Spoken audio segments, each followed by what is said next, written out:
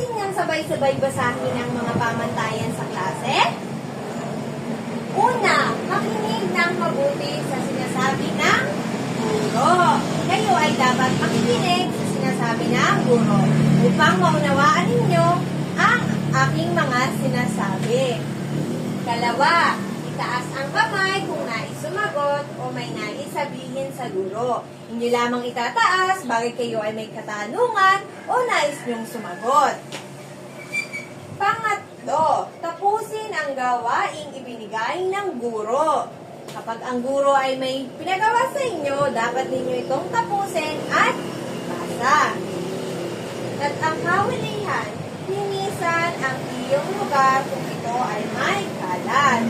Kung ginamit nyo ang isang lugar, nais nyo iwan ito ng malinis. Kung alam nyo ang Lego, dapat inyo munang linisin bago kayo umalis.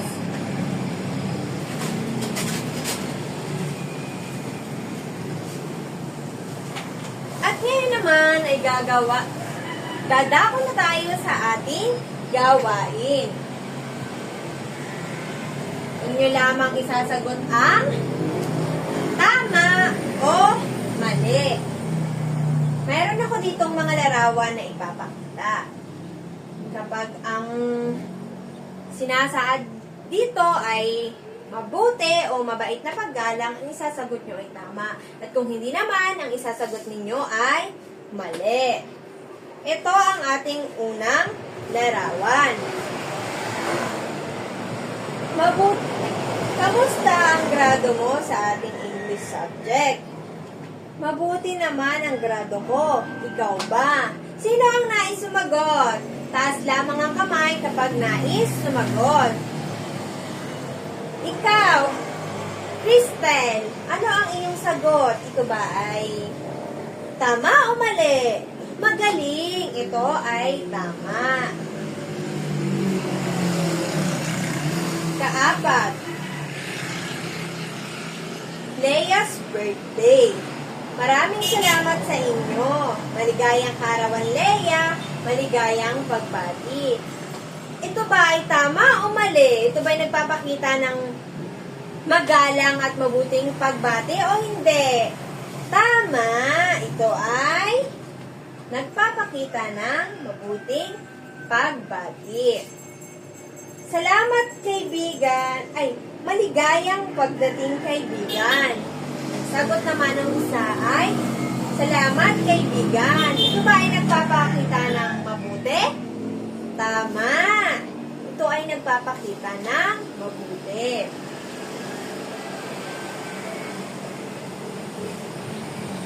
Eto. Bilisan na lang natin nang di tayo mali. Tagal mo ah. Ano ang inyong kasagutan? Ito ba ay tama o mali? Magaling. Ito ay mali dahil hindi maayos ang kanyang pagkakasabi. At ang kaulihan ay magandang umaga po, ma'am. Ang sagot naman ng ma'am, magandang umaga din, Leo. Ano ito? Tama o mali? Mahusay. Ito ay tama dahil ito ay nagpapakita ng kabutihan na pagbati.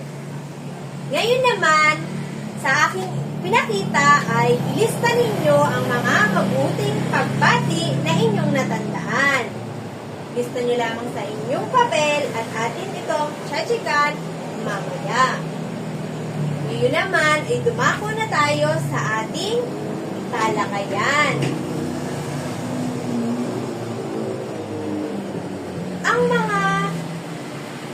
Ang mga Pilipino ay likas sa magalang na pagbati.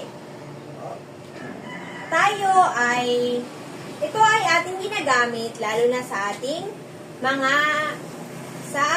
sa nakakatanda sa atin. Ito ay ginagamit para ating maipakita ang respeto at paggalang sa kahit kanino, lalong-lalo na sa nakakatanda sa atin. Narito ang mga magagalang na pagbati na naaayon sa panahon kung kailan ito sasabihin. Una ay magandang umaga o good morning sa salita ng English. Ito ay ating ginagamit kung nais nating bumati sa umaga. At ang ikalawa naman ay magandang tanghali po, Lolo, o magandang tanghali din sa iyo, Apo. Ito ay ginagamit natin kung nais nating bumati tuwing tanghali. Kung nais nating bumati sa ating magulang, kaklase, kalaro, lola, guro. Yan. Good afternoon o magandang hapon. Ito ay ginagamit natin kung nais nating batiin ng magandang hapon ng isang tao, kaibigan, magulang, kalaro, at kung sinong nais nating batiin.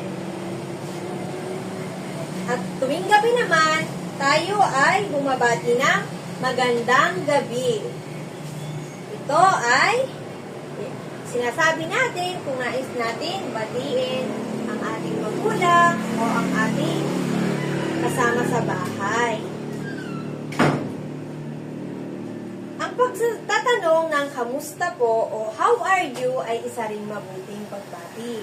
Ito ay ginagamit natin upang malaman natin ang kalagayan ng damdamin ng isang tao.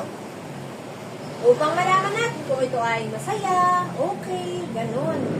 Kung malungkot, ito ang ating ginagamit na pagtatanong. Halimbawa, ang iyong kaibigan ay tahimik, parang may problema. Ito ay maaari nating gamitin kung kamusta pagtatanong upang malaman natin kung siya ay may problema.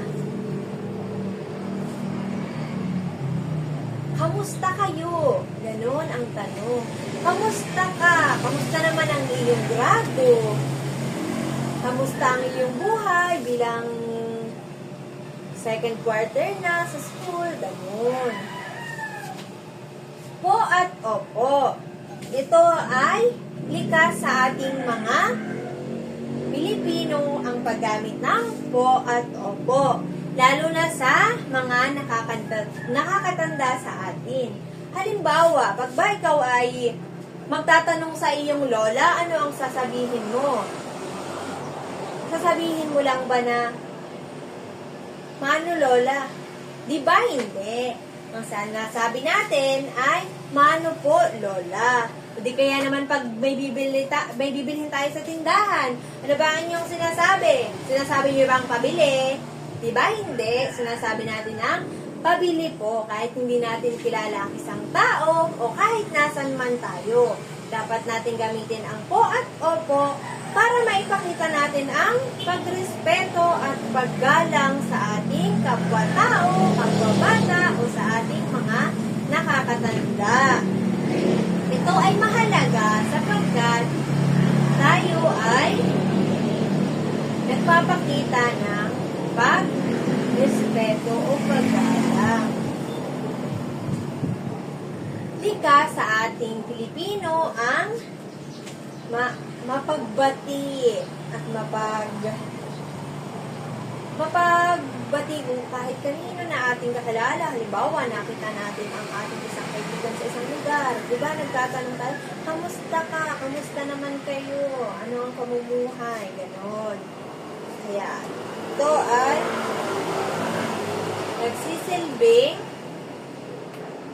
nagsisilbi itong ating